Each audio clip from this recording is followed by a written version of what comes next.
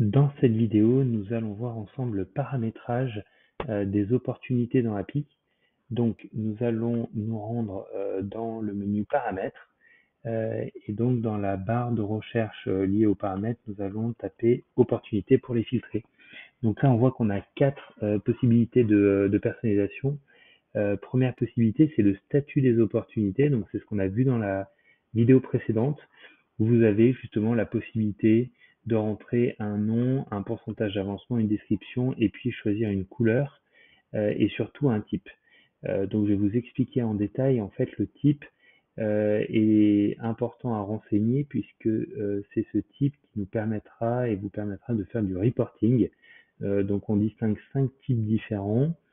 Donc, le type en cours qui permet d'indiquer que l'opportunité a été entrée dans l'application. Le type transformé qui indique que le devis est passé, que l'opportunité est passée en mode devis. Donc ça vous permettra dans le reporting de connaître le taux de conversion d'une opportunité en devis.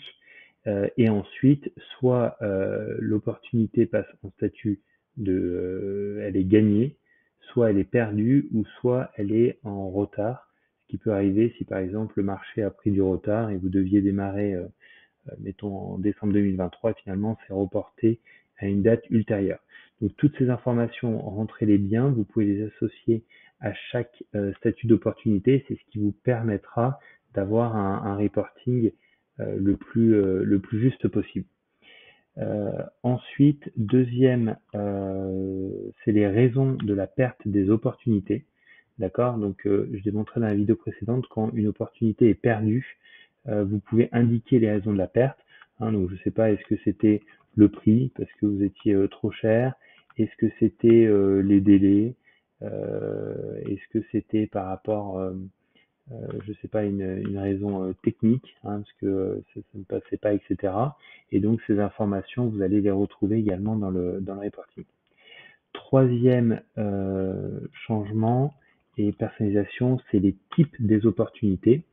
Alors nous, on avait mis par exemple l'abonnement prestation formation. Vous pouvez avoir des opportunités, ça peut être sur de la maîtrise d'œuvre, ça peut être sur de l'étude, ça peut être donc sur tous les types d'opportunités.